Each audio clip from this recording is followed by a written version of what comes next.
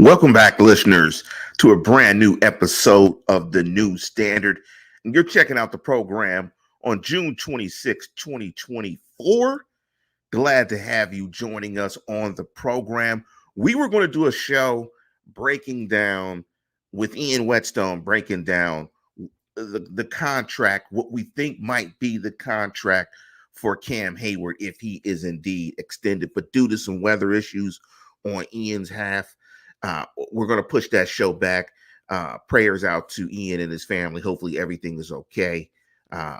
Some weather issues in the area that he lives in is preventing him from being on the show. But as always, if you want to participate in the program, hit us with a like and a subscribe. I want to thank anybody who's hopped on the program and is going to be joining us on the program. Also, you can catch the show via YouTube. Do a search for The New Standard and Lance Williams and or Neil Coulong, or you can catch us via podcast by doing a search for The New Standard. I want to apologize for the background. Typically, I have a little backdrop on my background, but for some reason, I can't get the backdrop to load, but that's okay.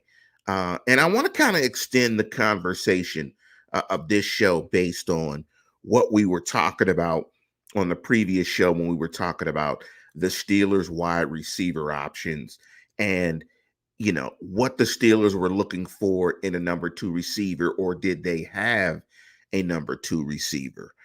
And with that being said, that kind of assumes, if they have do they have a number two? It almost assumes, the way I stated it, do they have a number one wide receiver? And that's why I have to ask the question on this particular program as we dig into it: is George Pickens an actual number one? And, and digging into the numbers and trying to answer this question about a number two, it was a really illuminating in terms of what is actually a number one. And so I chose to look at some playoff teams in terms of a number one wide receiver. And we looked at it over the course of 2 years, 2022 and 2023. So we'll look at 2023. And for this particular program, I slotted George Pickens into the group of number one wide receivers. Now, the average, and let me give you who those number ones were by team in the AFC, and then we'll shift to the NFC. In the AFC, I said the number ones were Mark Andrews of the Ravens, Stephon Diggs of the Bills, Travis Kelce of the Chiefs. Interestingly enough, that there's two tight ends in there: Nico Collins of the Texans, Amari Cooper of the Browns, Tyreek Hill of the Dolphins, and George Pickens. In terms of receptions, that group averaged 83 receptions. In terms of targets, that group averaged 122 targets, 1,171 yards, and 14 yards per catch. And the catch percentage for that group, as I look at the numbers here, the catch percentage for that group was 70%. So essentially, these are guys that are getting spammed and catching the ball. And on the NFC side, a name that a lot of people are familiar with and has come up a lot in the offseason for the Steelers is Brandon Ayuk. Brandon Ayuk's name has come up as a guy that the Steelers would love to sign, rumored that the Steelers would love to sign, the fan base would love to sign. We've seen that name come up, and he's listed in terms of my chart in the number one wide receiver group on the NFC side. And looking at the NFC number one wide receivers of the playoff teams: Brandon Ayuk, CeeDee Lamb, Amon-Ra St. Brown, Mike Evans, A.J. Brown, Puka Nacua, and Jalen Reed. In terms of receptions, the average number of receptions for a number one wide receiver for NFC playoff teams, 98. Targets, 143. Yards, 1,371. Yards per catch, 14. And a catch percentage of 68%, meaning did you catch your targets? If you were targeted, what was the percentage of targets that you caught? And again, you're checking out the new standard. Big up to Mr. Tummy. And Mr. Tummy, let me jump into Mr. Tummy's comment. And he said, if 1, 2, and 3 means prioritizing who's on the team, then yes, Pickens is the new number one. Mr. Tummy also said if number one means compared to other teams, then we have a few twos and threes. And that's a great point. And that's a level of specificity that I'm glad that Mr. Tummy added, because he's absolutely right. And he stole a little bit of my thunder, because if you're looking at in terms of just the Steelers, and if that definition is the best wide receiver or best receiving option on your team, then George Pickens is a one. But I think we both understand it as Mr. Tummy. When people talk about 1, 2, or 3 receivers in the media, typically it's talked about your ranking and standing in the league. Are you a number one wide receiver in the league? Are you a guy that dictates coverage? Are you a guy that spams targets? Are you a guy that has spam like production, gets a bunch of yards? Are you a guy that can run routes anywhere on the football field? Are you a guy that's a high volume target guy and a guy that is going to get catches and catch the ball when he's being high targeted? And Robert, you might have missed it on the top of the program. Ian had some weather issues in his area and is unable to come onto the show. I know I had scheduled a show for the day, so I just wanted to dig into a program and kind of dig back into this wide receiver issue. We'll be coming back with Ian sometime later as he gets the situation handled. But thanks to Ian for even wanting to come on to the show. But we're going to come back on with Ian and try to break down this Cam Hayward contract. Always, you're checking out the new standard. You're checking out the program on June 26th, NBA draft night. And I just want to say congratulations to all those kids and all those families who are chased the dream and are getting drafted. And as a Laker fan, I'm pretty excited that we're going to get Bronny James. That's cap. I'll just say that's this lid right here that I'm touching. That's cap. But let's jump back to, and thank you, Mr. Tummy, for your comments. This definition of a number one. I think when I'm talking about a number one wide receiver, I'm talking about from the standpoint of the National Football League. Are you considered a number one in a National Football League? And does coverage get dictated as a result of that? When I look at the stats of some of these players, the Andrews, the Diggs, the Kelseys, the Amos, Ross St. Brown, Brandon Ayuk, CeeDee Lamb, when you look at the targets alone, CeeDee Lamb was targeted 75 more times than George Pickens. And of course, that is going to be a function of your offense. And a better way to look at it, and I might put this in the spreadsheet, is what percentage of your targets did you make up in terms of a number one wide receiver? You look at George Pickens, he got 106 targets. I think the Steelers threw the ball 540 times, if I'm not mistaken. So he ate up a good portion of those targets. And when you look at that percentage, that's about 23% of the targets. And I would bet that if you looked at CeeDee Lamb's target percentage, it's probably around 25%, somewhere around there, 25 to 27%. So from a volume perspective, George Pickens meets that number in terms of percentage of your passing game in your offense. I think where George Pickens does not establish, so let me just say it really clearly, just so there's no confusion. I do not think George Pickens is a number one wide receiver. When you look at his production, I don't think you can justify it. And the Steelers, on average, threw the ball about 31 times a game. And somebody has got to get those targets.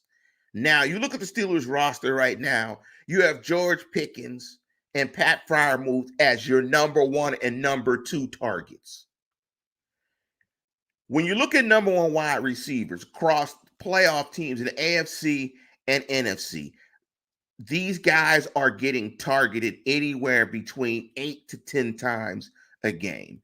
I'm not sure, with a catch percentage of only 60%, that it warrants targeting George Pickens 10 times.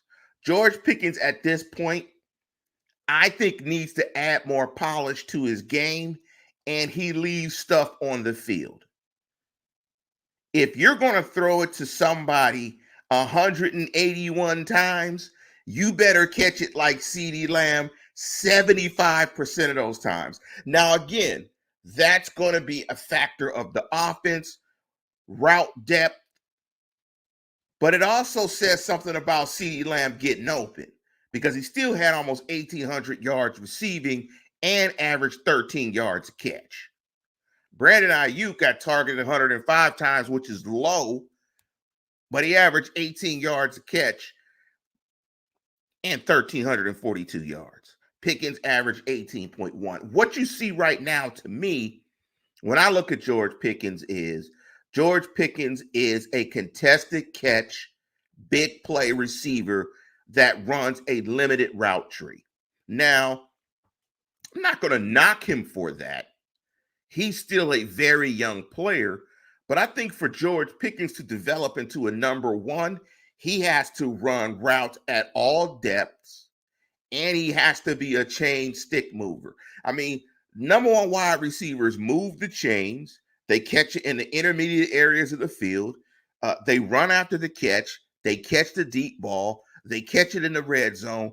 Number one guys that are getting spam targets like some of these guys, they do everything. Puka Nacua already does everything. He got 160 targets, I believe, as a rookie. A.J. Brown, 158 targets. Amon-Ra St. Brown, 164. CeeDee Lamb, 181. Tyreek Hill, 171. Now, again, because the Steelers only throw the ball 31 times a game, he may not get 10 targets a game. It may not happen. But even if you throw it just 31 times a game, which was on the low end of the National Football thing, I think it ranked about 28th, 26th, somewhere around there, it's still 31 targets. And you're looking at the Steelers, you figure, even if George Pickens got to 10, Freiermuth gets 8, 6 to 8, you still got 15 more targets. Are you going to give them to the backs and whoever it is, presumably this number 2 or number 3 receiver will be on the Steelers? But right now, as much as the Steelers need a number 2, what's up, Marcus J? Big up to you, my guy. As much as, and Marcus J, I am watching this trash ass draft. I mean, come on, man. Quick sidebar, real quick. You know a draft is ass when two dudes go 1 and 2 from France. Come on, man. Wemby is a freak. Tony Parker was a freak. But come on, man. 2 dudes from France. Richache? I mean, come on, man. That sounds like a dance. Richache. Richache. Let's read. Chache. Read. Let's read. Chache. I mean, come on, man. That's my sidebar for the NBA draft. So, yes, Marcus J, I'm a huge hoop fan. I'm a Laker fan. I want to see if Bronny gets picked 17. That's why I'm watching the draft. But right now, if you look at the Steeler offense, as much as the Steelers need a number 2, they need George Pickens to be a legitimate number 1. They need him to rise all tides. They need him to be able to be a player that can be spammed in the passing game, that is going to give you high productivity, that is going to dictate coverage. He's not that player right now. The beautiful thing about it is, physically, I think he can be that player. If you have a question, please shoot it in the chat. Show's going to last probably another couple minutes, 5 minutes. We're going to get on out of here. I wanted to give you a quick program because I knew I had something scheduled. I want to thank everybody that's hopped onto the program. Please like and subscribe to the show. Please share it to all Steeler Nation. But right now, they need, and George Pickens has been challenged by the new wide receiver coach. They need George Pickens to be his very best self next year with in a new offense, with a new coordinator, with a new quarterback. They need him to be his absolute very best self. They need him to be more than a vertical guy that makes tough contested catches. He has to round out all of his game. Again, for as much as we say the Steelers need a number 2, they need Pickens to emerge as well as a number 1. They don't need it to be potential anymore. They need him to be the guy. And Mike Wolf said it right. I don't think we've ever heard, well, nobody works like AB. And also, that might not be a bad thing either, because you don't want anybody to be as crazy as AB as well. But speaking of AB, I mean, when you want what is the number 1 wide receiver in the NFL? That is Antonio Brown during that 6-year streak where he was absolutely all world. There was a year where he almost got 200 targets, had about 135 catches. He got spammed. He caught the ball everywhere. Because point blank, in a game where you're only going to play 60 snaps on average on offense, you have got to get the ball in your playmakers' hands. And you've got to have playmakers. You're going to get about maybe 10 to 12 drives of that. You're probably going to punt on 4 to 5 of those drives and score touchdowns only on a few and kick field goals. So you need dudes. You need guys to emerge, and you need to be getting the ball in those guys' hands. That's why George Pickens, as much as it is important for the Steelers to go out and possibly get a Brandon Ayuk, if they don't, or even if they do, they have to have George Pickens be his absolute best self. What's up, Big Mel? How you doing, my brother? Mel, my nephew was going to HU. You know what that means. I ain't even gonna say it. My brother, my nephew is going to HU. I'm not even gonna say what that means, but big up to my nephew who's going to HU. You know what that means, Mel. You know what that means. Great to have Mel back on the show. But right now, I mean, there's a lot of questions in the Steelers offense. That is my concern when I look at the Steelers going into this new season. New coordinator. Can George Pickens elevate his game? Do they have a number 2? Who's going to start at right and left tackle? The rumor is Broderick Jones is at left tackle. There's going to be a competition for right tackle. Let me jump into this comment from Mike Wolf again. Thank you, Mike, for your comment. He said last year that AB was with the Steelers. He caught two TDs and almost single-handedly won the game in New Orleans. Speaking of that game, pick up to that, Mel. Hit me after the show, man, or hit me. You know how to get in contact with me. Get me your niece's name so we can put them together when they get down to HU.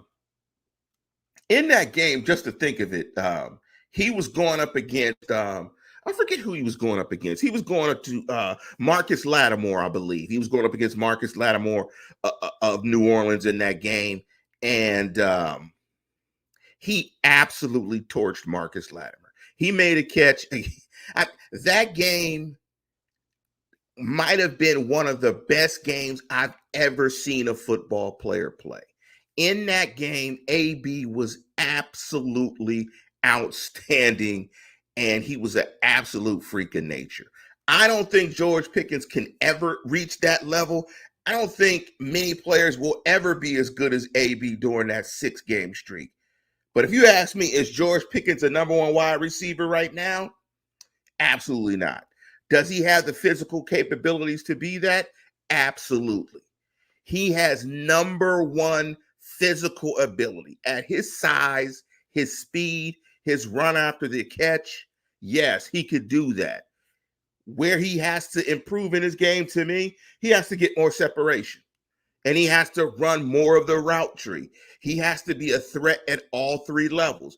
I got to be able to give him a bubble screen. I got to be able to throw him a dig, and I got to be able to throw him deep overs in 9 routes. He's got to do everything and be able to catch the ball everywhere. And before we get out of here, I'm getting a draft question. What do you think about the UConn coach turning down a Lakers job? I think he was smart. Nobody in their right mind would want to coach LeBron James right now. LeBron is out of control. Ego's out of control. And I like Bronny. But look, if you played 20 some odd years and were arguably the greatest ball player of all time, you want to listen to a coach? Hell no. That's why I wouldn't take that job. Bobby Hurley's a legend. I mean, come on, man.